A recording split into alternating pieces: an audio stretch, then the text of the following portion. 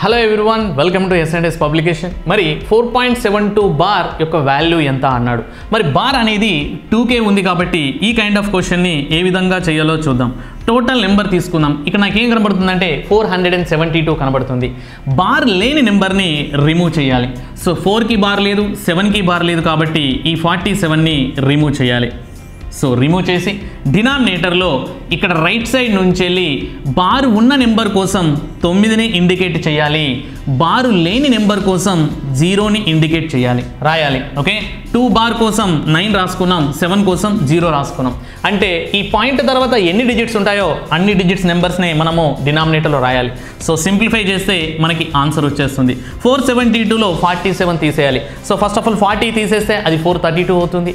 So 7ని తీసేస్తే 425 అవుతుంది. 425/90 దీన్ని 5 టేబుల్లో సింప్లిఫై చేస్తే 5 8 జా 5 5 జా, సో 5 18 జా, అంటే మనకు ఆన్సర్ ఏమవుతుంది? 85/18 అవుతుంది. ఏ option right? Option C is a right answer.